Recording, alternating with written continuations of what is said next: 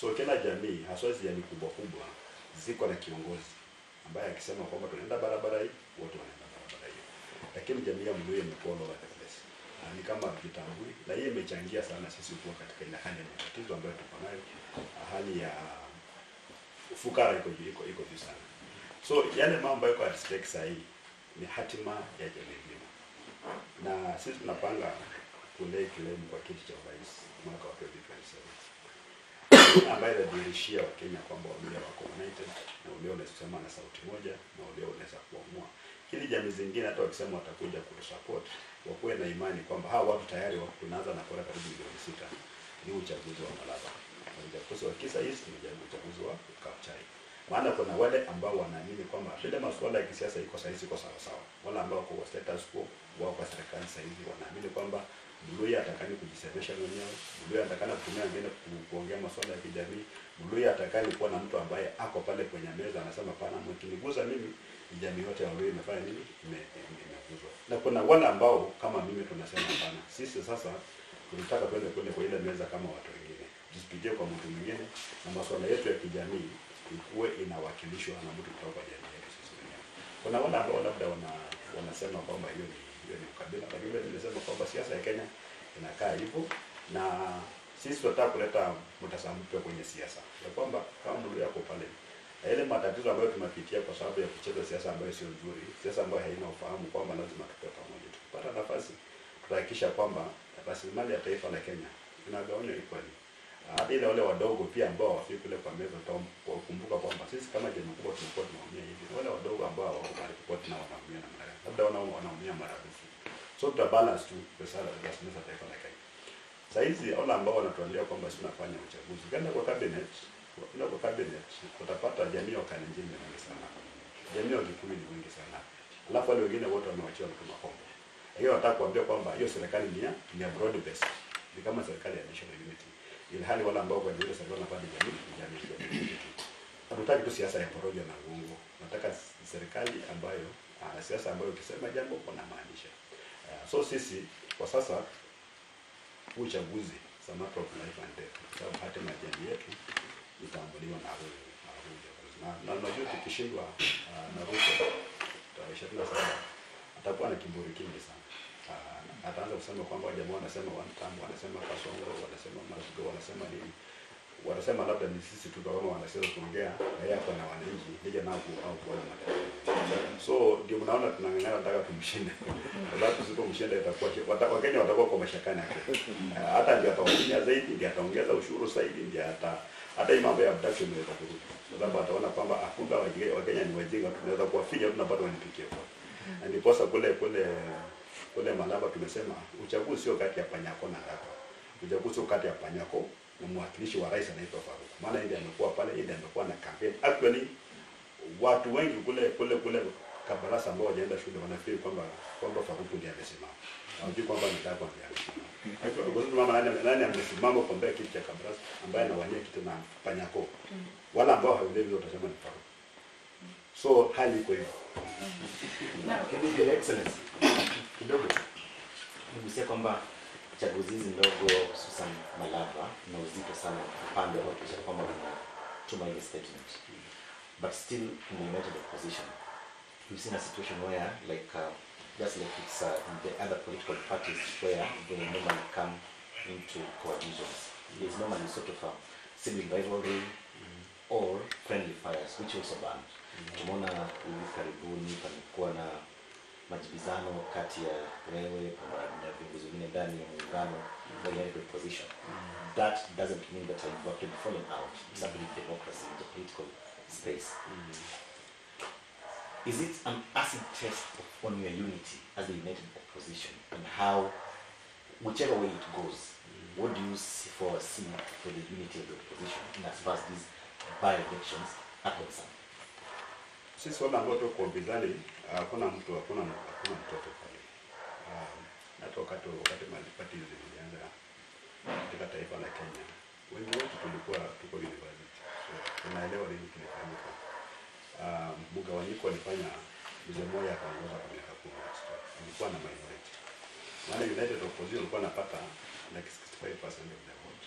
na Moi anapata 35% na anashinda. Might be just simple majority, remember 50+1 haikuwa. Na sisi pia tunajua tukigawanyika saa hii tunapatia nafasi nani? Ruto kukua kushinda tena mwaka wa 2027. Azima yetu ya kumuondoa Ruto ni kubwa kuliko ambition ya anyone of us. Na sidhani kama kuna mgawanyiko katika upinzani. Ile mambo ambayo tunafanya sasa hivi ni kutafuta ni nani yule atakuwa kiongozi wa upinzani tunayokuwa uchaguzi. Yaani apewe ile bendera kubeba upande wetu wa upinzani. Haya mambo madogo mliyasikia kwenye some little misunderstanding. Kwa sababu from where I sit leo tumeongea, mimi unajua wakati Rigathi alikuwa kwa serikali alikuwa deputy president, alikuwa anaongea mambo ya mlima sana all the time. Na that time pia mimi nilikuwa nimeanza vuguvugu ya tawe ya kusema kwamba pia magharibi kuanza kujisimamia. So lugha yangu na ile ya Rigathi kama inaenda barabara moja na sambamba. Hata watu wa serikali wakaanza kusema anatembea ni mfuasi wa Munyoro ama Munyoro anafanya kazi anatembea. Na actually Rigathi alikuja Western Ukarimu na akasema kwamba Waluhya nyinyi ni jamii kubwa, wacha kupitia kwa mabrokers. Unaokwenda kwenye meza usimame.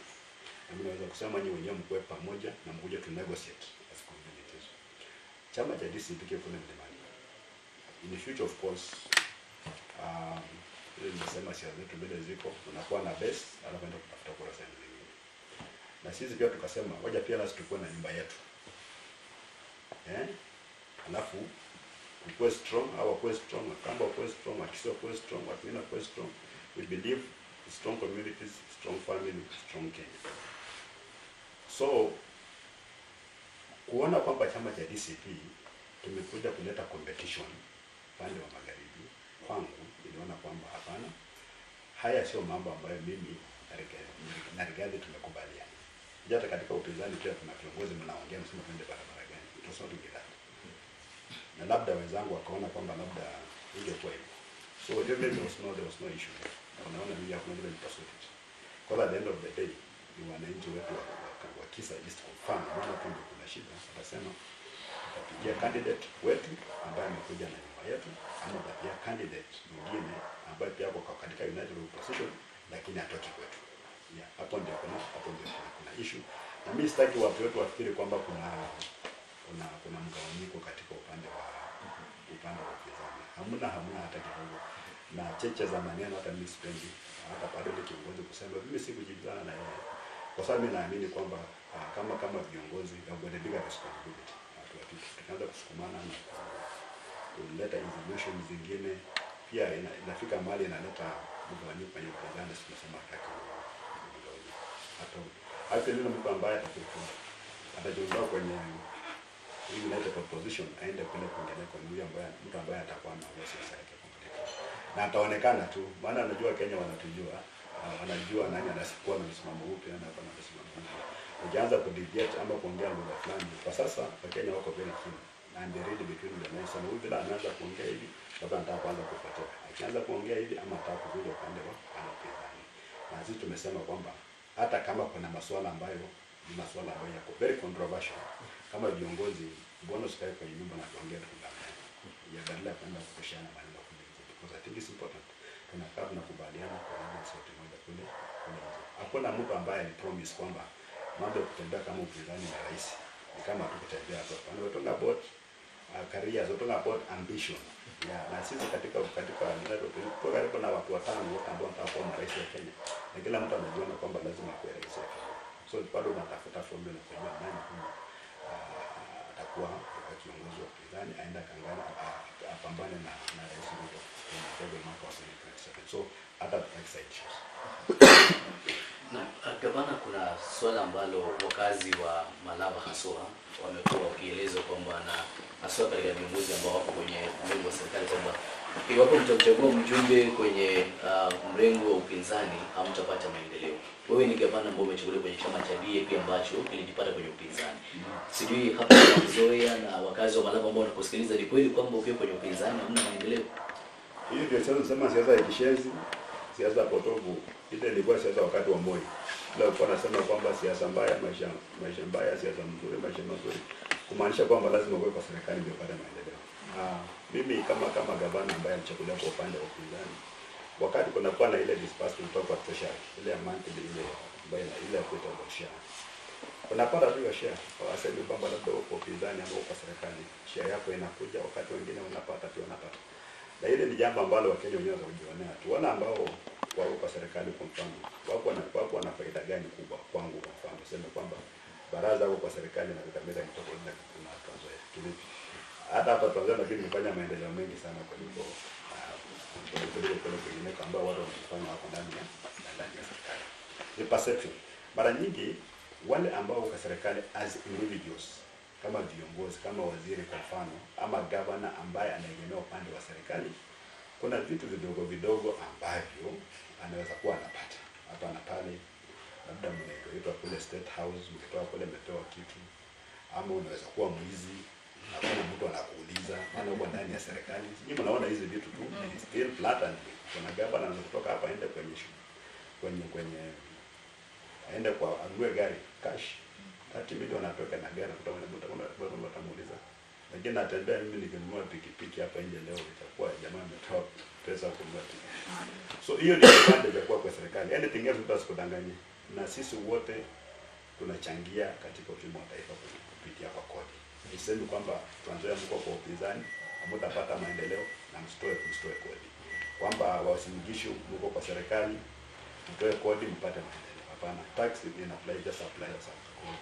So ile ambaye anasema kwamba kukua kwa serikali ndio kupata maendeleo ni wale watu ambao wana encourage abuse of power. Abuse of power kwa sababu hakuna mahali inasemekana kwamba rais atasema mahali aseme kwamba barabara inaenda mahali fulani. Hizi vitu zote zinajadiliwa kwenye parliament. Na budget iko based kwa national development plan kutoka vision 2030. Na ile manifesto ambayo ziko kuna public participation, mnakubaliana kwamba kwa hii budget pesa fulani inaenda kwa barabara, naenda hapa na hapa na hapa. Ni wajumbe wetu wengine wanaenda kwa bunge kwenda kulala usingizi, maana anapitisha bajeti, kuna pesa ya barabara imewekwa pale kama block figure ya let's say 10 billion, lakini anaenda kule kupressure kusema kwamba kwa hii 10 billion ni fedha ngapi inaenda Malava kwa mfano. Kama angekuwa anauliza baadaye maswali, unaenda kwa sema unasema kwamba mimi sitapigia hii bajeti kwa sababu hakuna fedha ambazo zinaenda kwa. Lakini wanajifanya kwamba president hapo na uwezo wa kwenda kwa mkutano na aseme tajenga college hapa. Akisema tajenga college hapa, kama hakuna fedha kwa budget, inamaanisha kwamba kuna fedha ya college mahali pengine ambayo ataenda kutoa alete kwa hiyo sababu anafanya nini? Amefanya pledge. Na hiyo ndio siasa ambayo tulikuwa tumetoka huko. Ile parochial politics. Ya kusema kwamba rais ndiye amebeba kisu, amebeba yam. So kuangalia ile akifurahia na sura yako anamkatia kidogo anakupatia. Akiona sura yako kama ni yeye anatembea hii, anasema chana na wewe. Anaenda kwa mtu mwingine. So naona, so hiyo siasa hiyo hatumo, na sisi tuko na katiba nzuri, wanasema the most progressive constitution in the world. Lakini hii katiba wale ambao kwa madaraka sasa hivi hawakuisupport, walikuwa wanaipinga.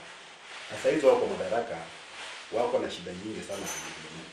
Hapo tuko na chance. Kwa sababu 2027 tukipata hatamu ya uongozi, tunataka kitu ya kwanza kuhakikisha kwamba katiba ya Kenya utaona mahali mtu akisema kwamba lazima aende State House, lazima sijua msifu president aende kwa ya maendeleo. Itakuwa tu kwamba wewe ni Mkenya, unatoa ushuru, kuna haja ya kuwa na daraja na jana. As simple as that. Yeah, so hiyo siasa hiyo kusema kwa serikali kwa. Sasa mimi nitakuwa kwa serikali yangu mwenyewe tena serikali hapa Trans Nzoia. Unaona hiyo contradiction? Bana governor form the government. Katika serikali yangu kuna upande wa I believe you don't have the nowadays katiba kuna mambo ya upinzani na serikali ni minority na majority. Mambo ya upinzani yake hakuna. So hata kwa kuja leo tumepanga maendeleo wanapata kutoka kama pesa ya word specific. Kama ni 30 million per word. 30 million per word. Haijalishi kwa mtu amepigana tembea kwa mambo ya kupigia.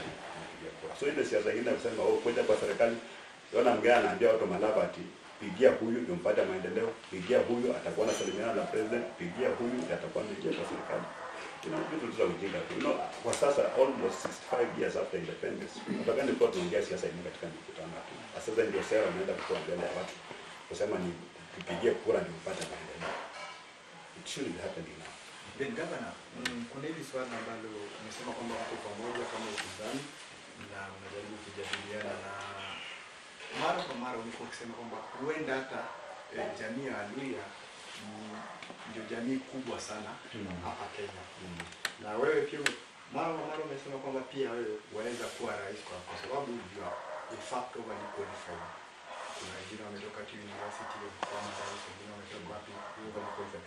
So watu wanauliza huenda jamii ya Waluhya iko mahali watu wengi, na lakini kuna swala lingine la fedha.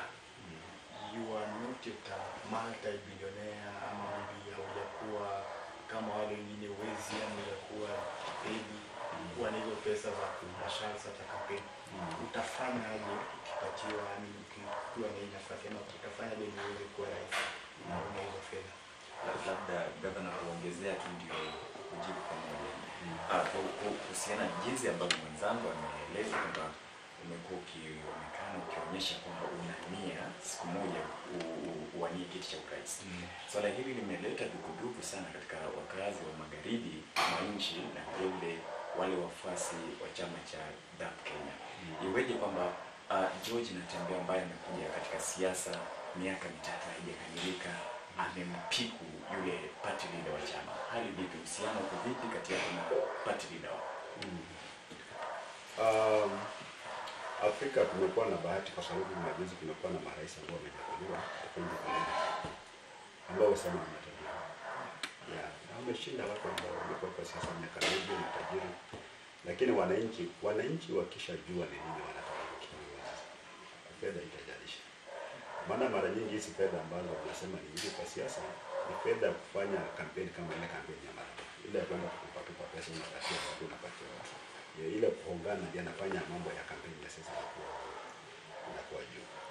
Mimi najua kuna mambo mawili ambayo wanahitaji kwa siasa ya Kenya. Wao wamesema wanahitaji fedha na tunataka tupunguze premium ya fedha katika siasa. Ndipo kule tunasema kwamba kula kwa ndavyo, kura kwa panya. Ndio. Inamaanisha kwamba wala fedha za huyu mtu maana zile zako. One way pesa zako Mwenyezi Mungu amesikia madini yako inakurudia kupitia kwa kuna pesa zako. Lakini kura ambaye ni hatima ya maisha yako na watoto wako kijia nani? Panya. Kwa hivyo kileta fedha mkule, lakini fedha haina determine mshindi ni nani. So tunataka kupunguza ile uzito wa fedha katika na mambo ya kuwa na experience. Vile Wamala kijana alikuwa anasema ni kwamba sometimes experience is an accumulation of mistakes. Yeah. Because really hii experience ambayo unasema mtu ako na experience hizi, kama unaangalia experience ya siasa kweli Kenya ni kwa matatizo ambayo tuko nayo kweli. Maana mimi nilikuwa nasema William Ruto aliyefanya kazi nyingine anafanya tu siasa. Anatoka tu university, alikuwa kwa Christian Union, akaenda Cambridge, moja kamuona pale kanisani, kama kijana na mzee akamuingiza kwa youth forum, kwa ndani kwa mtu wa Lord throughout. Ngoja amekuwa David tena amekuwa president. Ni miaka mingi sana ya siasa. Baadaangalia mambo Kenya sasa. Kenya itaki ati mwanasiasa mwenye ako na miaka mingi ya siasa. Nataka mtu ambaye anaelewa serikali inapangwa namna gani. How is the government run? Sasa ukienda kwa government department, government ministries, every CS hapa na PS ambaye anamcheckmate. Every CS today, mimi nataka mtu anicontradict. Hapa na PS ambaye anaelewa idara kuliko CS. Na is it a coincidence kwamba wanapata rais anaelewa masuala ya every ministry kuliko CS? Kumaanisha kwamba rais anafanya kazi na PS, afanye kazi na CS. Completely disorganized government. Hautaki siasa ambayo serikali ambayo inakaa na inapanga serikali watu wako na majukumu na wako accountable. So miaka mingi katika siasa haijalishi. Mambo ya Waluhya kuwania kiti cha urais. Tumekuwa tunasema kwamba Waluhya hajapewa nafasi. Lakini ni Waluhya gani ambao wamejitokeza kusimama kuwania kiti cha urais? Na kabisa nakuwa na seriousness kwamba anataka kuwa rais. Kwa mfano, sasa hivi tunaongea mambo ya 2027. Wale Waluhya wote ambao wako mbele wanatuambia kwamba tungoje 2032. Hawajajitokeza, wanakuwa wanasema wako namba 3, wako namba 3. Kindiki amekuja tu juzi, amekuwa is not an elected president. Yeye amekuwa appointed Lakini bado wanasema kwamba 2027 wamwachie Ruto, kungojea 2032. 2032 Kindiki pia kuna matumaini kwamba atakuwa president ama watapewa tu. Na hao jamaa ambao wanasema hivyo wameanza kuchoka, wameanza kuzeeka. Sasa unaona, unajua kwamba tujapewa nafasi kuongoza taifa la Kenya, lakini nani amejitokeza? So maybe even at the right time, like tu ni kotu kwa sababu wanataka kuwa rais. At the right time tunakuja kutangaza azima yetu itakuwa ni kuja. Na nataka wenzako watuambie kwamba wewe unatembea uwezi kusaidia hii na hii. Sidhani kama kwa upinzani kuna mtu ambaye amekaa kwa serikali, administration kwa serikali kwa muda mrefu kushinda kutembea Sidani. Na nimekuwa na nafasi pia kufanya kazi na Wakenya. Sio kupitia tu wakati wa harambee tu wewe labda David President ama Vice President umeitwa harambee na kaya kwenda kukaa na watu na kuishi na watu. Kama DO, kama DC, kama County Commission, kama RC, kaa na watu na kuelewa watu. Mimi naelewa watu kama masuala shida zao mimi kuelewa vizuri. So can you try now a different approach? Nimekuwa nachagua wanasiasa. Nimekuwa mtu mwingine. Mimi sio mwanasiasa tuone Kenya tenda wapi. So masuala ya fedha ni Wakenya wenyewe wataamua kwamba watafuata mtu mwenye ako na fedha alafu wachague Kenyangarika ambaye ataenda kula pesa zao, ama wataangalia mtu ambaye watamchagua aenda aleta rasilimali za Kenya na hakikisha kwamba Wakenya wanainuliwa hali yao maisha, wasikae kama tu maisha magumu mpaka watu hawana hope. They just hopeless. Tukimalizia swala la Malava, tuzungumzie kuhusiana kidogo tu kwamba kesho mna mkutano pale katika shule ya msingi ya Malava. Na tunatarajia kwamba viongozi kadhaa waje. Labda nipate nafasi ya kuweza kuzungumzia mkutano wa kesho, maandalizi kivipi na wakazi watarajia nini kesho? Kesho tutakuwa na mkutano wa kampeni na ile opposition yote itakuwa pale Malava kuja kuongea na wakazi wa Malava na kuomba kura umpigie candidate wetu ambaye ni Seth Panyako. Tumefanya mobilization ya kutosha na tuko na hakika kwamba watoto watakuja. Tuengage tu na watu pia waelewe sisi kama upinzani tunataka kwenda wapi, ajenda yetu ni ipi. Hata kwa kazi wa Malava wenyewe pia wajue kwamba wakati wa mabadiliko pia umefika, kwa sababu Malulu alikuwa amechaguliwa mara tatu, sio? Ya, na hata kama kifo kilikuja na kaenda, of course na kijutia na hizi japo zote za Western by the way ilikuwa ni through protest of death, not maybe an application of an election. Ya kwamba mipango sasa kupangia Western na chia Malava. Leo tumekuwa tunaongea kwamba tunadhihirisha umoja wetu kama upinzani kwa kuja pamoja. Na viongozi wa upinzani tuasiwa tunaongea na kuja pamoja. Wamekuwa Mbereno, wamekuwa Magarini, na sasa wanakuja Malava. Kama nafasi itakuwepo pia, maana ndio chama cha Wiper na pia kuna kanisa kuna Kaspo Kalonzo pia kuna uwezekano kwamba wanaenda tutaenda huko. Pia mimi nadhani tukipata nafasi tutaenda kumsaidia pia Matiang'i kule Nyamira na elections. Kwa hivyo kesho tuko sawa. Mimi naomba tu wakazi wa Kakamega hata siku tu Malava peke yake, hata Bungoma wale karibu wakuje kwa wingi hapo Malava, karibisha wageni wetu na tuonyeshe kwamba mabadiliko sasa yanaingia Western Belt. Tumekuwa tunasema wapata nafasi ya kuona wale watu ambao watakuwa na uongozi wa 2027, maana wote watakuwa pale. Kwa ile group yote ambayo itakuja kesho, rais wa Kenya, naibu wa rais wa Kenya, na labda mawaziri wa ngazi ya juu watakuwa hapo kesho. So kuja waanze kuzoea viongozi wao mapema.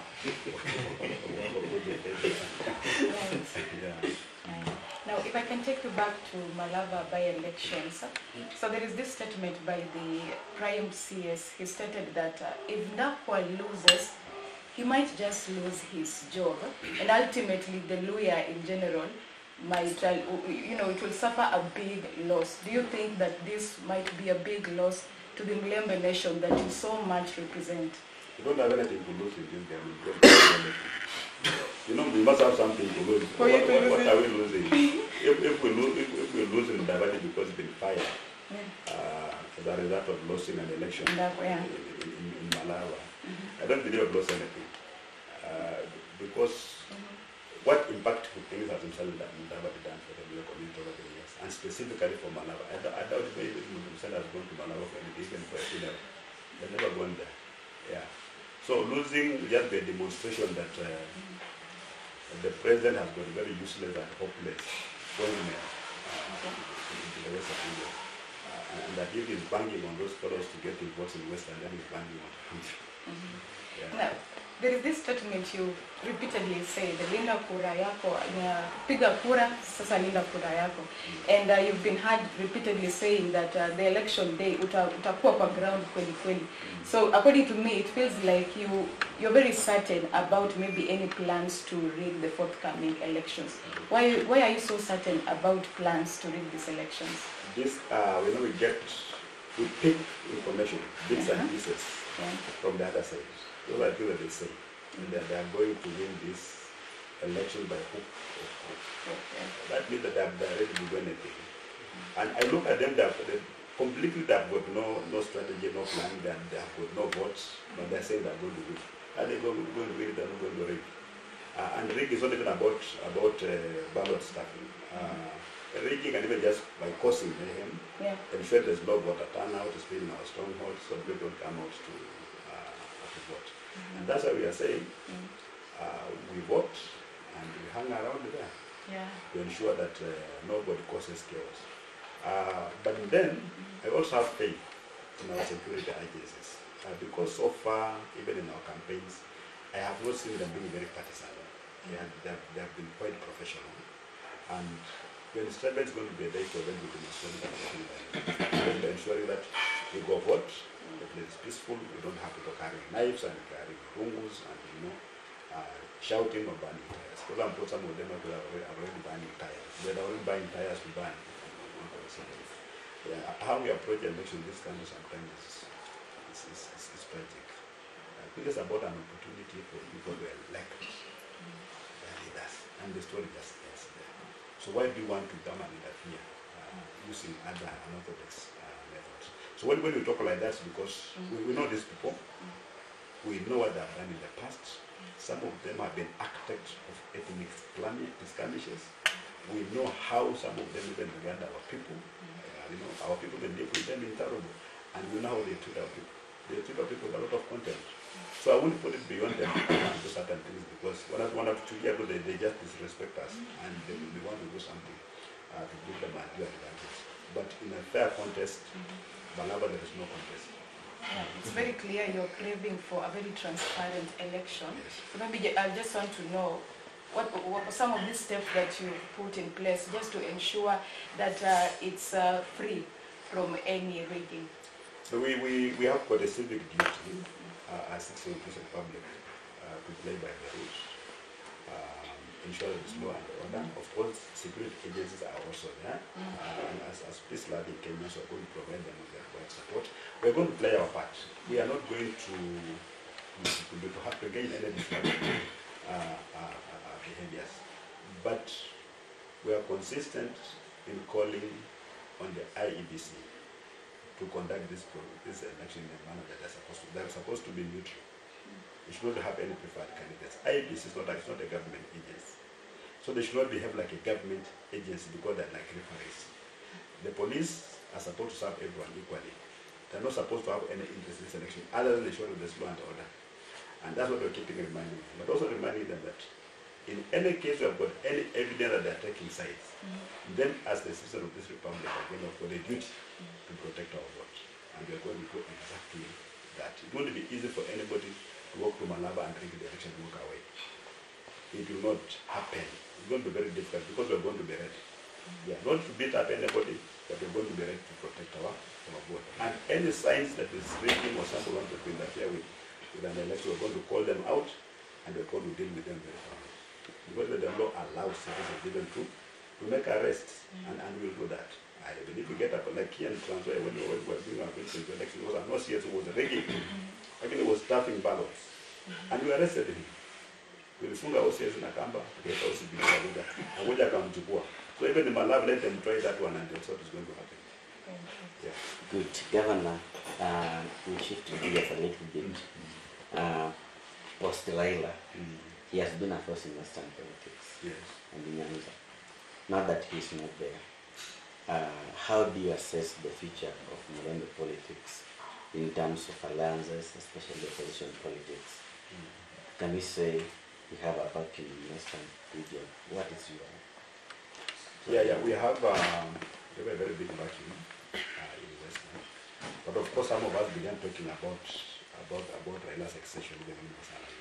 So we were saying we're going to chart our own course. Because some of us don't feel very happy when Raila joined the government. You know, and he was our choir master when we were calling Ruto Nyama. We were going to meet Mwisi, we were going to meet all those things. So we never imagined at any given time Raila would join the Ruto's government. And he did. So when he passed on, we were ready. We were taking our community in a different direction.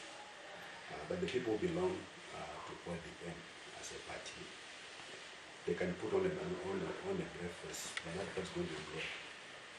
Unless Raila was an insignificant political player and there was just an insignificant person in ODM, ODM will not survive on death.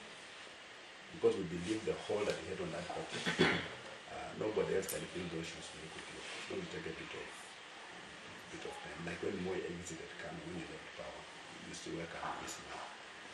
The same thing is going to happen to ODM. And that's their business. For us, we believe ODM was basically a Luo party that took advantage of Western because we never had any strong leaders. So I think the people are going to suffer most.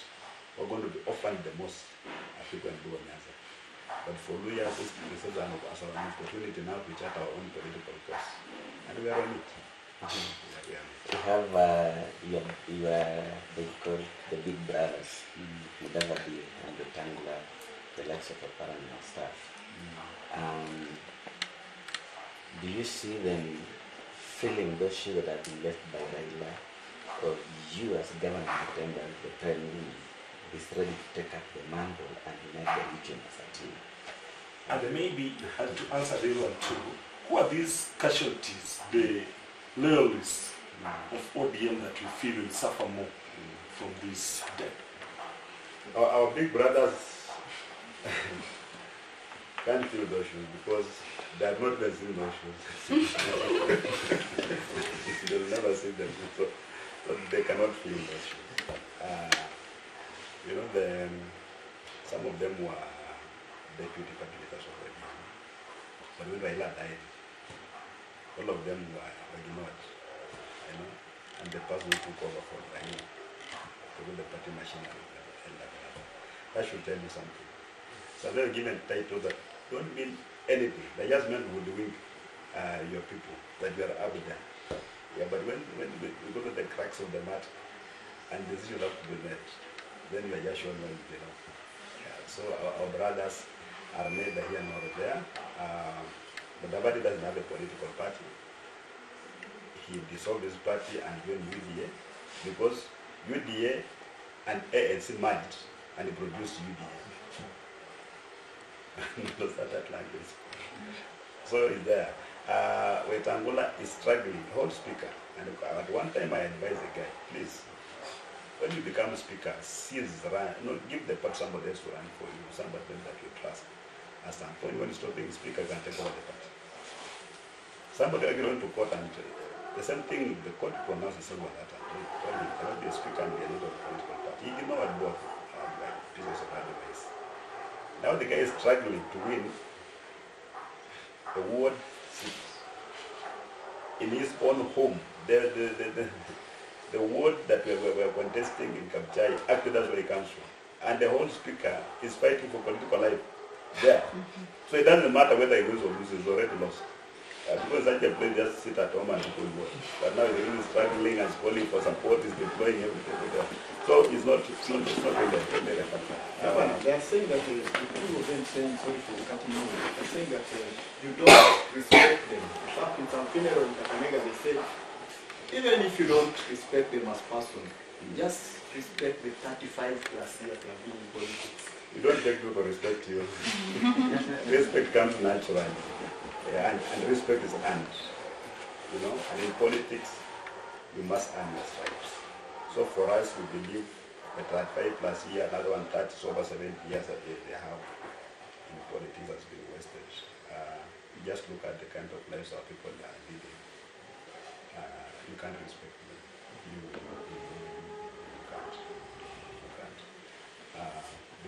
what impacted on the lives of our people positively. They have grown as individuals.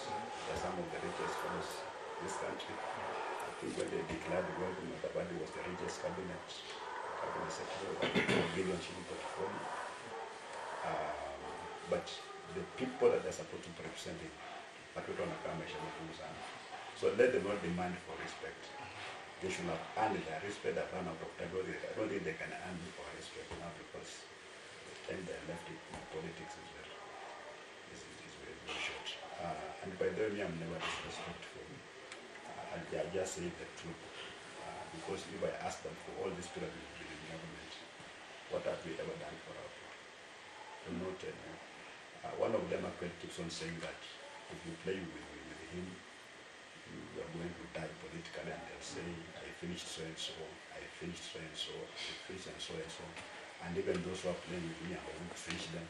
You know, that kind of politics. They never say, I've been because of this period of time and I've built so and so, I've built the career so and so, I've done this and that and that. It's just negative, finishing people.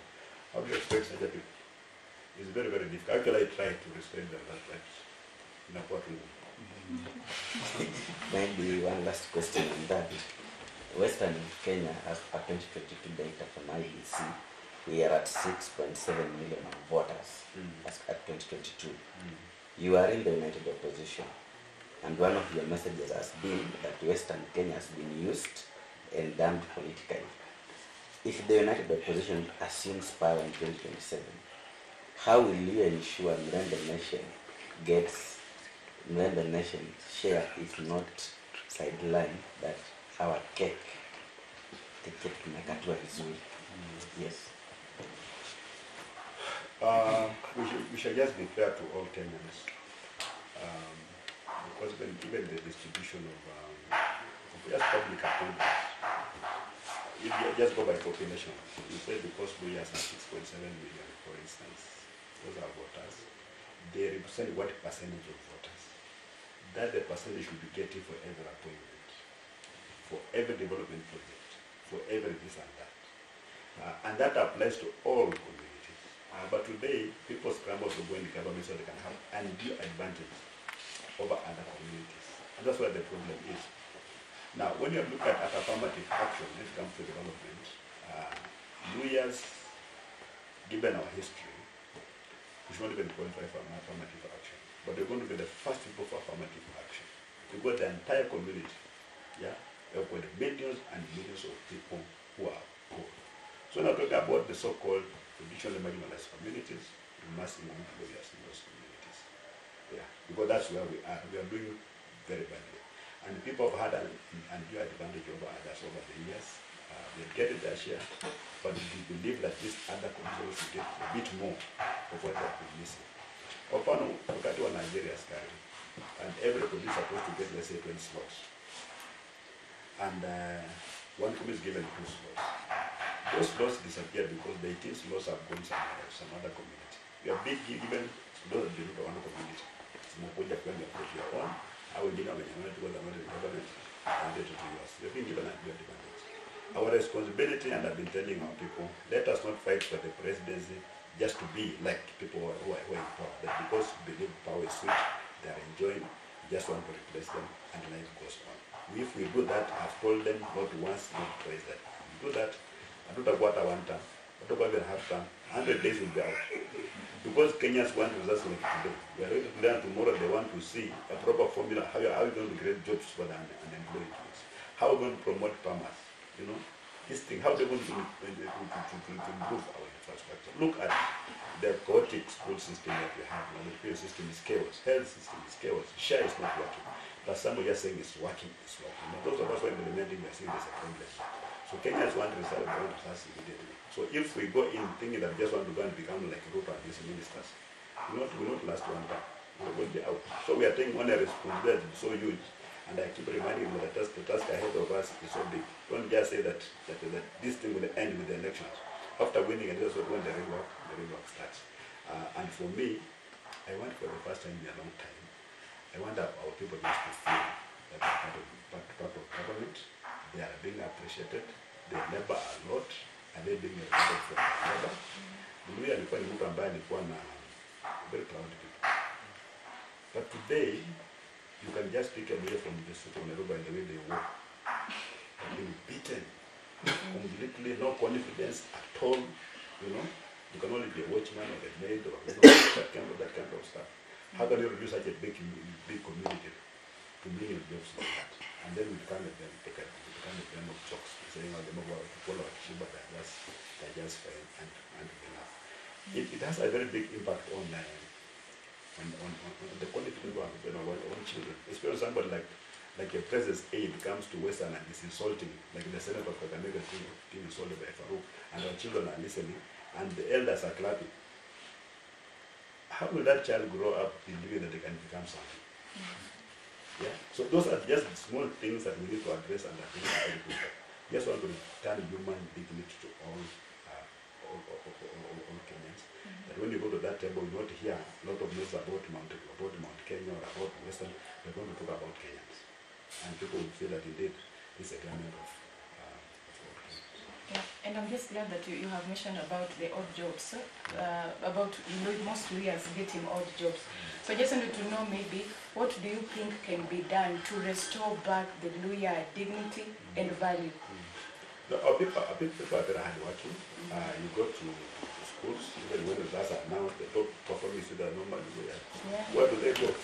After that, because at the end of the day, you have people who peddle influence and the government. So they are doing employment. You don't have anybody anywhere to influence your appointment. They don't get those positions.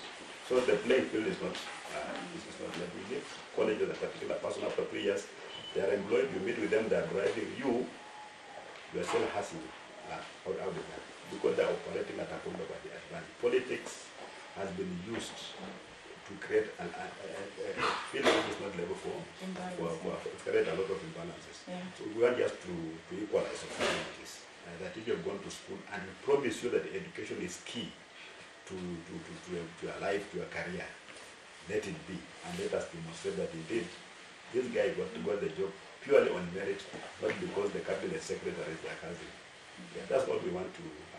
And of course our people out there, none of them have left family. Find somebody that's left 5 acres of land in Victoria and the watchman in Nairobi. Because land is not paying. You know, you grow your maize, you harvest very nicely. Where do you sell? The cartels come and people then you don't have any money. So you're just caught up in the vicious cycle of poverty. So you look at your grandfather, your father, yourself, and then you are looking at your children. So no, you cannot do like this. So you leave home to go to Nairobi and people's million jobs. You just go to Nairobi to hide. But now you went to school, your parents sold everything, they sold land, and you know you're being told that we are doing this for your brother. He's very bright. Then your brother again goes to get that, gets that first class. Then he comes back home to start writing about a board. Still on dignity, there's a time you spoke of, speaking of Nzoia Sugar and other sugar mills, you said some of these mills were leased in a very controversial basis to private dealers. And they said when you take over power, assuming that it may be the presidency, you will right the wrongs. Is that not scary to investors? The president was very categorical when he was campaigning about reviving Nzoia Sugar, for instance. And when he won the elections, he went to Bungoma and said there's a wind here called Rai. Ile wanasema mambo tatu zifanye nini. Yeah, those ones. And then again very soon the fellow goes back and says, Rai, he sells Nzoia to Rai. And when you look at the terms of that agreement, it's just a theft. Because how do you sell this land to a person for 30 years, an acre for 30 years, for 50,000 Kenya shillings? 30 years, 50,000 Kenya shillings. Meaning, you are leasing an acre at 1,600 shillings. Come on. Per year. Per year. It's 50,000 shillings for an acre for 30 years. That's 1,600 shillings per year. It was eroded. And then after 30 years, the owner will not be there. 30 years, that thing is supposed to revert back But nobody's talking about, there's nothing in those arguments talks about that land. There's a stadium there, there are four schools, 2 primary, 2 secondary schools. There's the manager's house, thinking inclination. And now we're being told that that piece of land has been shared by the very people defending that transaction. So that nucleus does not belong to Nzoia Sugar. It belongs to individuals who are going to farm sugar, supply it to Nzoia Sugar, but Kenyans out there will be knowing that this sugar is being produced from the nucleus. You know, and at the end of 30 years, that land is going to go to those individuals. 24,000 acres, a lot of land. So for me, what I've said is that if we get power, what if when we get power, we're going to 7. We muhimu tutamkimbiza bila hajawahi. And we'll just do it extrajudiciary. Don't end up kotini. You just walk there and tell him to go. The way Raphael should walk to KICC and Volcan fellows to walk, because it was public property, they taken the title of this and they walked. They went to court and they lost. Even this one, there's no way Rai is going to win against us, including Panpel. Yeah, even Panpel, even Mumias. You know, these guys have orchestrated poverty in Western. They have sold every industry in Western. We don't have a single industry in Western today that's publicly owned. All of them gone. It's an orchestration. Somebody has done this. Yeah. And when you want to make people very poor, it's easy for you to rule them. Because they have caused a lot of damage. And we are going to do this without going to court because we are in a hurry to right the wrong.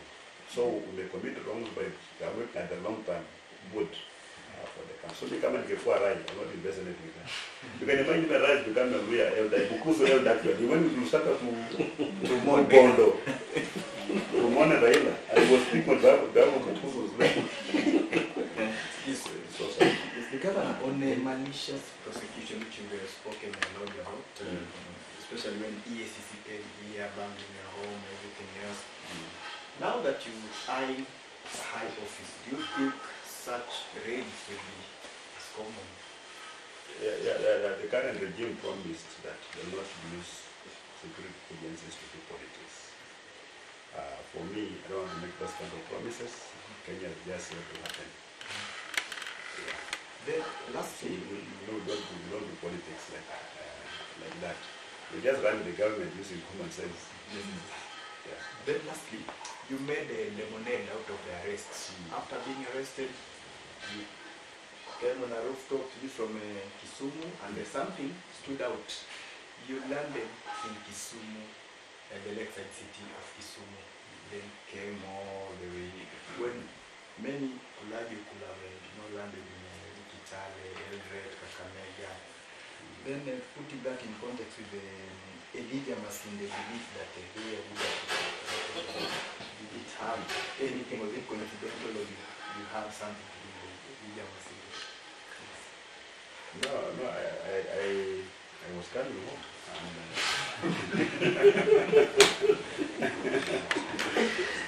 Kenya has know when something has not been done properly. And our people demanded that I talk to them. Okay, I was just landed in Kisumu, I was coming home. So we just greeted people by the roadside, and we came out in large numbers. Because they listening to me, and my message was resonating with them. But that people in government who believe that so we wanted to demonstrate to them that indeed what we are saying cannot be silenced by silencing Natembeya. And I want them to get this message very clear. Whatever they do to me is completely insignificant, is irrelevant. I don't have to be there. Because our people now know what they want. And anybody can lead them. People are saying we are going to Canaan. Anybody can take them to Canaan. But Canaan will reach. Yeah, it doesn't really matter what they do. This one, they can't stop it. They can't interfere with it. They can't postpone it. It is here. Yeah, it is here, and we are going to go to Canaan because we have realized the potential that we have. Maybe, Your Excellency, the last round of question under the topic of your political aspirations. Because when you announced your arrival into politics, people maybe never took you serious because you vied against somebody who was experienced per se in politics. Dr. Chris Wamala, you trounced him, he was in Fort Kenya. And just 3 years in politics, and It's now the people who are demanding that you go for a higher seat. In the next 2 years, do you see yourself maybe, if the pressure mounts from the people, do you see yourself maybe defending your seat as governor, or will, as was captured in one of the dailies in the last 2 weeks, was captured and the lineup from the opposition was that you will be running out of Wiper leader Kalonzo Musyoka, of course that particular formation to remain active. Do you see yourself succumbing to the pressure of going for a higher seat, or you're returning to maybe still create a more wide base to ensure that maybe in the future, like let's say 2032, so that you can go for a higher seat? Well, the future is now. And for me, I came to this space because I believe you can impact the people more in politics than anywhere else. Because politics is like, politics is about resource allocation. Politics is about public policies, about public programs, and so forth. So as governor, I believe I've done my bit. The people of Tanzania. If Kenyans want me to take up any responsibilities, higher responsibilities, of course I'm ready. I was voted for by the people. I can still be voted for as president. Why go for deputy president? I can go for president. Well, nobody has convinced me I can't be the president of Kenya. Why not go for the president? Because like now, even governors are struggling because of the policies the nation has made that are stifling resource allocation to the counties. They come late, they are very limited, lot of bureaucracy. You want to do certain things, you don't have resources. Nation government is interfering everywhere, they're flowing back on revolution. And it looks like national government can do anything and get away with it. So why can't people believe in devolution, take over, take on the reins of power? And when you enter politics, at whatever level of an MCA, and you are a proper politician, you're not be ambitious. You aspire to higher office. So if the stars are aligned, why should we run away? So in 2027, Kenyans feel that they're committing the one of Tanzania, can say good. Because for me, I've served Kenyans for 26 years. I was an administrator. I rose to the highest level in the public service. Even local T, until I was T1, you're basically like a PS, but at the top there. So in the government now, you need influence to become something else. But as a professional, a public servant, I read to the top. I've done that a bit. Now in politics, I'm basically giving back to society. So if I'm convinced that if I fight for a higher office, the presidents that Kenya voted for me, will vote for me, why should I not go for it? I'll definitely go for it. It's not even taking a risk. Because people thought that leaving a job of artist to come and gamble in politics was a big risk. But can you achieve anything without taking a risk? I'm looking at my people, and I'm looking them in the eye, and I'm asking them, do you want me to serve you at a different level? And if I'm convinced, and indeed I'm going to stand with you, because if you come with 6.7 million votes, you're going to be taken seriously, definitely. Raila, for the longest time, has not held any official position in government. Like even the one with the Ruto. There was nothing, didn't hold an official position. The one with the Uhuru was just handshake. But the man died when he was the most powerful person in Kenya. I think more powerful than the president. Even in terms of taking order, go to a meeting where there's a president, deputy president, and him. Kindiki will talk and invite Raila to speak so he can invite the president. That's how distorted the constitution has become. So, if you have the numbers and you have the people, you'll have the necessary influence in the government without holding an official position to really influence development. I'm saying when you are on that table and you're discussing who's going to run for president in 2027, my name will be there. And the argument will be, you don't need to vote for the president. Why? I'm coming with 6.7 million votes. The other is coming maybe with 8 million. Along is coming with 3 million. James Matiang'i maybe is coming with 1 million. Who else? And then we are saying guy with 6.7 million candidates. So why not? Yeah. Lakini mheshimiwa Gavana, tunaelewa kwamba kila mmoja ako na malengo fulani katika maisha, na hapa sasa tunasimulia maisha ya kisiasa. umekuja umetoka katika RC umeingia katika kaunti ya Trans Nzoia. Ukija katika kaunti ya Trans Nzoia matatizo yalikuwepo, na hata wewe mwenyewe unajua, wengi wanajua, Wakenya wanajua, na Wakenya wengi wamekupenda kwa muda mchache huu kwa sababu wanaona yale ambayo umefanya kwa muda wa miaka miwili labda na yale ambayo yalikuwepo kwa muda wa miaka 10. Unapozungumzia kwamba future in politics na ulikuwa na manifesto yako ya miaka 5, watu wa Trans Nzoia kwa kuamini, hauoni kwamba utakuwa unaacha uyatima fulani wa uongozi ambao ulikuwa na maono ukitoka kwenye kiti cha uwasi ukikuja hapa Trans Nzoia?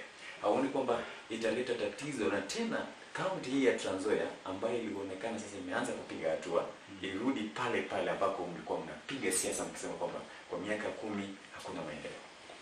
La hasha, kwa sababu nikikuwa president wa taifa la Kenya, Trans Nzoia bado itakuwa Kenya na bado nitakuwa rais wa Trans Nzoia. Wakati wa Trans Nzoia kwamba watu wangu watapata faida kubwa sana, maana mimi ni mkazi wa Trans Nzoia. Nitakuwa na haja sana kujua nini kinaendelea katika my home county. Itakuwa county number 1, vile Baringo ilikuwa county number 1, vile Uasin Gishu ni county number 1, sasa Trans Nzoia itakuwa county number 1 katika taifa la Kenya. Na la muhimu ni kwamba useme kwamba ni wewe ukikwepo ndio maendeleo yatakuja. Ni jambo gani tumefanya, ni msingi gani tumeweka kuhakikisha kwamba hata viongozi wengine ambao wanakuja baada ya mimi wasipige kuharibu ile foundation ambayo tumeweka. Na kwa sasa tunajaribu kadri kuhakikisha kwamba wakazi wa Trans Nzoia wana participate katika masuala ya serikali, kwamba kuna uwezekano miradi ya serikali kufanywa na kukamilika, kwamba kuna uwezekano kufanya social activities, kwa mfano kama kununua mbegu, kupatia watoto maziwa, kuweka basari, kutumia fedha za serikali na wajifikie pia watu wengi.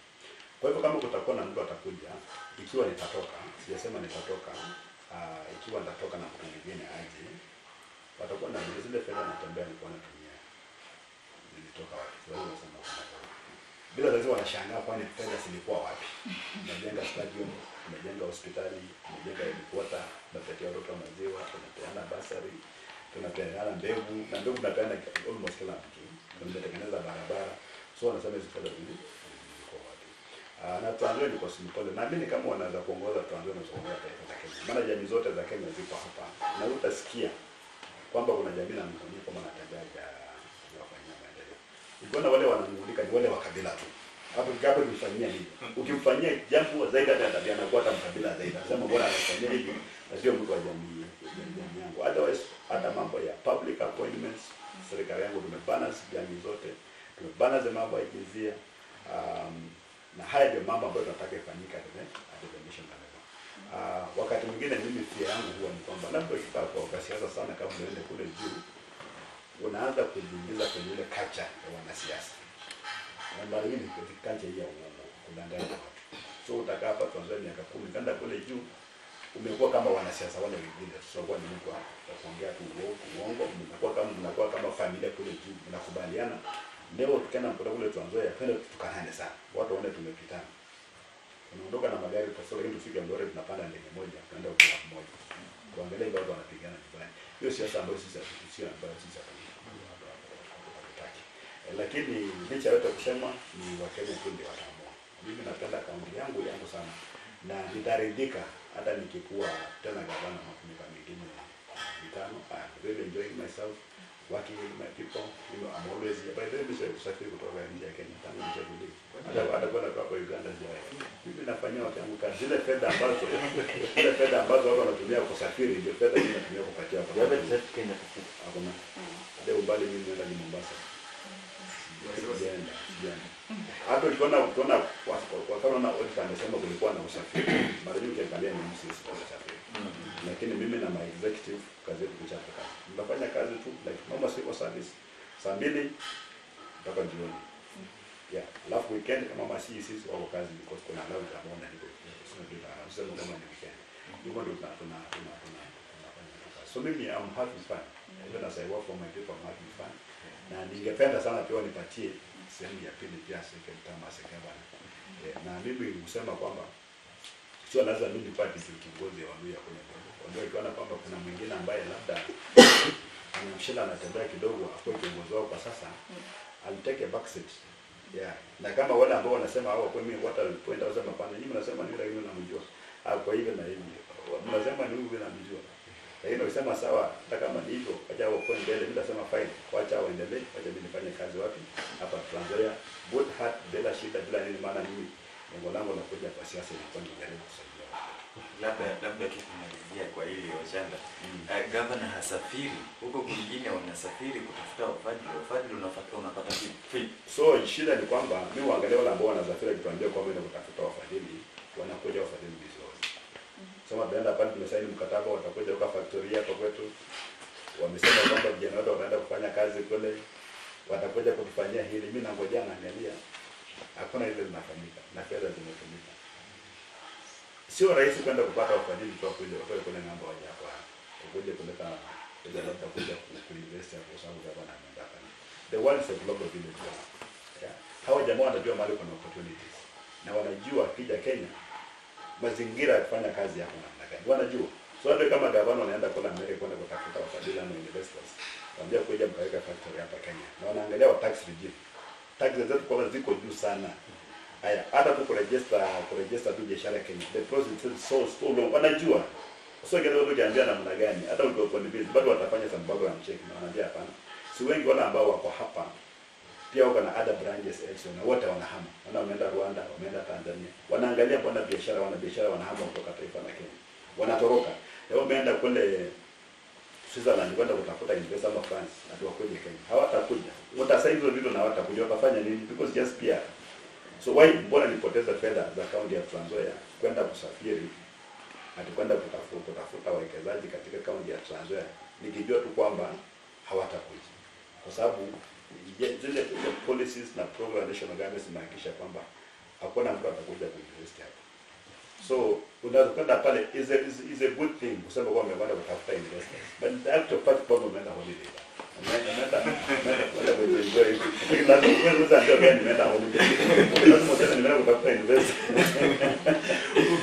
Ukiwa rais ulisema kwamba uta break the jinx kutoka kwa Kikuyu Kalenjin. Ulimaanisha nini? Kwamba ukitoka ukiacha uongozi hauwezi kurudisha sword kwa Kalenjin, hauwezi kurudisha sword kwa Kikuyu?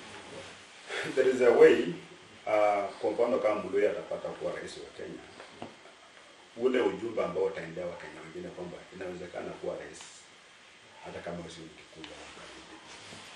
Sasa tuko watoto ambao wanazaliwa kujua kuwa rais wa Kenya lazima kuwa Kikuyu ama kuwa Kalenjin. And how do you convince them otherwise? Mara nyingi wanaangalia tunakuwa independent for about 3 years now. Tumekuwa tuna marais watano wote wanatoka kwa jamii hii. Actually Uhuru succeed Kibaki. Ruto amekuja Moi alirule for 24 years. Miaka 24. Sasa hizi Ruto amekuja. So watoto wetu tu jamii zote wanaamini tu kwa president. First qualify matu wa Kikuyu unaweka. So mtu mwingine ajikuja pale itapatia nafasi kwa watoto wa jamii zingine pia kuanza kuona. Sasa dreaming kwamba actually is possible kuwa rais wa Kenya. Hata kama si Kikuyu. Na itafanyika hivyo tu. Sidhani kama itakuwa rais tena jamii moja ama jamii mbili kutegemea the presidency in Kenya. Once we break that jinx. But that jinx must be broken. The jinx, we must break it. Mimi najua sasa we have the numbers kama United President to break that jinx. Luckily, we do not have any strong challenges in our camp. Wana wote wako serikali. Na ukiangalia jamii ya Mount Kenya pia wamesema kwa sasa wanataka wafikie jamii zingine katika taifa la Kenya kujaribu kuwa rais na president. Hiyo ndio usemi ambao wanakwambia. Kwa hivyo kuna uwezekano sasa tukiweka a strong candidate kwa upande wa upinzani, kuna uwezekano mkubwa wa kuvunja hiyo. So maybe Your Excellency, unless there is a burning question, because we are requesting that tutakuwa nafanya frequently before the year ends, getting maybe December, itaona habari or Western. Unless there is a burning question, one and after the request His Excellency to be ironical that tumekuja hapa na Luya TV, tutakuwa na prepare maybe parting shot, a comprehensive thing utasema pale kwa Luya TV for consumption of our people, of course. Okay. Now, the Tawel movement has been a loud song, especially in Western Kenya. Do you ever envision making it a political party where, of course, you're the leader? paradox to that question is that I just read in the newspaper that there have been over 100 applications. Oh. Of political party. Even if I made an attempt myself. Oh. Kenyans were so much ahead of me, they were making those applications, and the register of political parties had declined. And I'm told one of the leaders in Western wrote a letter to the office of the political party saying that the TAWE is a movement which is meant to hound leaders out of office. And therefore, everybody who made an application for TAWE with the register of the political party was declined. And I don't think even the president can allow anything associated with me to be registered with the political party. At the moment, because he knows that for him to win the presidency, he must win Western. Without Western in the matrix, that I find I'm again. Anyway, that's why we took the obsession with Western. And anybody who wants to disturb that apple cart, so they don't want it to be a serious political play. But we are saying, we not ask for permission. Yeah, we still influence our people going to vote. So TAWE causes the nightmares. I know. It's become our running call. And we are rejecting that, but we are not rejecting good things. We are rejecting tribalism, discrimination, bad governance, high taxes, unemployment, all those things we are just rejecting. And Kenyans, not just people from Western, even other Kenyans are really, they're really embraced. We talk to Meru, we find TAWE there. TAWE is everywhere. He just says TAWE, just says no.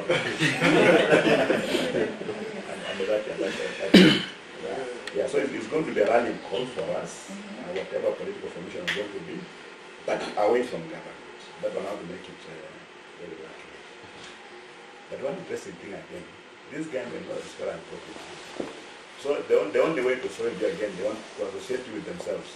So utasikia anatembea tena ongea na nani, anatembea tena Ana meeting back themselves. Look at them, they understand. No, I find it very interesting. But they know that they're extremely unpopular, so they want to associate with them. Talking of that, there was a claim that you had reached a deal to be a CS interior in the next government as a right to buy a freedom once ESC raided last time. So between CS interior and governor for Trans Nzoia, which is bigger? Let us just be honest.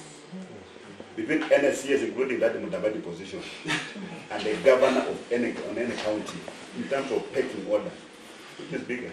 The one is executive. Yeah, you cannot leave governor and aspire to be a CS. Unless all you want just to serve. Not because you think it's a better person than the governor. Yeah, look at the constitution. But the constitution actually runs the president and governor. Yeah, but wanataka kufinya counties. But we have 48 governments in Kenya. 47 county governments and one national government. And we have operated at that level, and we consult at the level called summit. That we just brings together the president and governors. Yeah, that's what the constitution envisioned. But now, I was telling by my colleagues that there is no find 10 governors are going to meet one CS. You'll never see me that kind of delegation. I will not go. When's the end? Yeah, so 20% of the big deal for not to become CS interior. No. Hiyo ni kidogo kwangu. Aoni ina mgao mkubwa. Hata kama ni mkubwa mgao atakana kuwa serikali sio Kuanzia wiki. Everybody is afraid because they look at the budget and how it's being stolen because there's a classified budget. I say again, when you are national government, you are a CS. You can do whatever you can still. Nobody will ask you, have you seen ESC talking to any CS? And it's common knowledge out there that they're stealing. But you never questioned by anybody. So people go to government for political cover. And that's the kind of culture I want to kill. So to go to government, again you can sacrifice something bigger and go for something smaller. Purposely because you know public service is about service. It's not about yourself. But go to America. Somebody will leave a high-paying job and just want to become a senator. And you'll never hear them talking about allowances. Never ever, you'll never hear somebody stable in emotion talk about allowance. Because it's never about money. It's about service. And if they find your hand in the till, you know, you go in before anybody points a finger at you. It's embarrassing.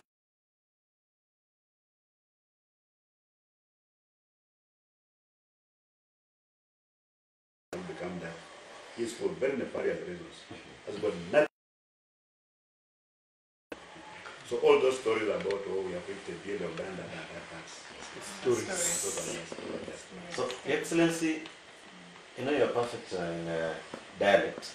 So Boaz is very ready for a parting shot.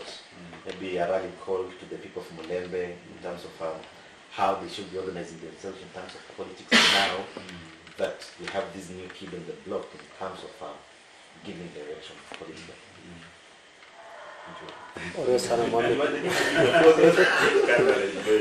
Oresa na mwami governor shinda bakweleza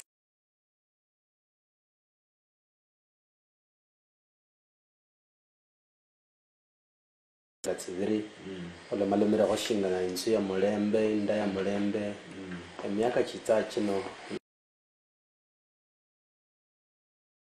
bakatsika mshimwero shindi sana